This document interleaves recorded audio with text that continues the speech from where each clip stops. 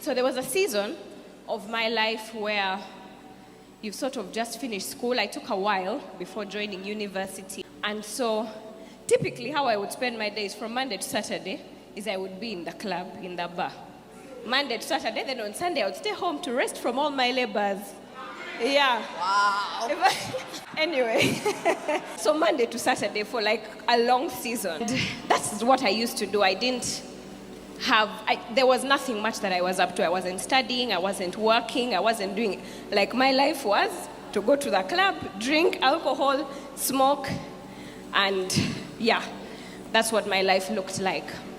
I didn't have a good relationship with my dad at all. I didn't grow up with him, then I started living with him later on, but we were just not connecting as much for whatever reason. I was depressed. There was a season in my life, I had forgotten about it, but I remembered a while back, there was even a time where I was contemplating suicide. Because I was like, this life thing is hard.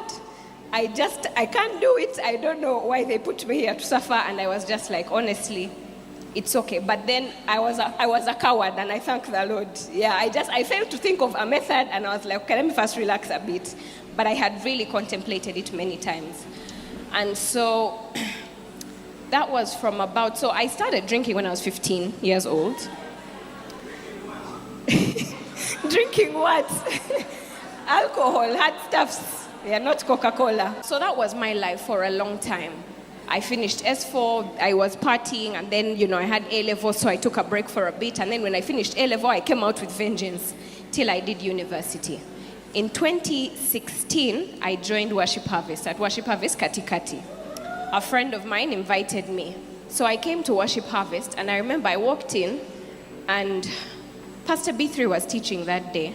I was I think I was 20 or 21 at that time. So up until that point, church was, you go to tick a box. Of course, someone's going to ask you, have you been to church? You have to say, yes, you've been to church. So when she taught and I understood, I was like, you mean I can go to church and understand the things that they teach? What a shock. And so that's one of the things that drew me to the space. And so I would keep coming back from time to time until in 2017, I was bombarded. Do you belong to a missional community? I was like, no, but the gentleman that came to me was smiling. He had a big smile on his face. He was like, hi, do you belong to a missional community? I was like, how do you say no when someone is smiling like that? So I said I didn't, and so he took me and said, come join our team. And at that time, teams were also missional communities, so I joined the guest experience team, MC. And so as they were signing me up, they're like, welcome, we're going to take your number, put you on a group. And then he says, we come on Sunday at 7 to serve. I'm like, you should have said that before you recruited me. 7 a.m., there's a way in which I may not be able to handle. Anyway, I signed up and I started, I would come once in a while. But I remember when I started serving, what started to happen is I stopped going out on Saturday night and I didn't want to reach church feeling like tired, exhausted, So I was like, okay, because I have church on Sunday, let me first reduce the activity on Saturday, but I would keep doing Friday. And then, just balance. Wow. So I did that for a while. And what happened is after a while, I realized people would start to call me and ask me, hi, there's a birthday, are you going out? And I'm like, to do what? Okay, what's the plan? So I would require like an itinerary. First tell me in detail, what is the night going to look like, and then we see. So I stopped for a while, and then so it was on and off for a while, for a season. And then in 2020 or 2021, it was the lockdown season, Pastor B3 invited me. I think that God used that season to redeem me. Yeah. Because in 2020, that's the time many people fell off.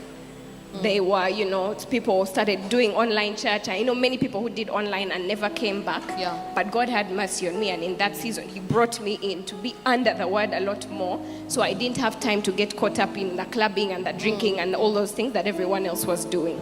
And so I would sit under the Word and listen all the time. And then eventually, within that same year, I started a missional community. That's the time I now made a mental decision to become planted. And I said, okay, Worship Harvest is my church. I'm going to be part of Worship Harvest, be here, stay here. I decided I'm going to take on shepherding and do this thing and keep going. And that's sort of how I ended up here. I never made a plan to stop drinking. It just sort of happened. I stopped. I lost all desire. My friends stopped calling me because they're like, you're always in church. We can't call you for our things anymore. I, had grown up seeing different things, and I was afraid of men and afraid of marriage, and I just knew all men, they have bad manners, just stay away, live your life and be happy. But to watch Pastor Jeremy and Pastor B3's marriage and believe that it's not such a difficult thing after all, and it's not, men are not bad creatures. And so God helped me redeem that story, and I got married in 2022 to a wonderful husband. And yeah, I found joy. I don't know when it happened. I have never got a suicidal thought ever again. I've never felt like I'm depressed and life is meaningless. I feel like life has so much meaning. I'm so excited. I'm happy about life. Happy to bring people to church, to tell them about church, tell them about the love of God. That's, my story and how God has redeemed me. Wow.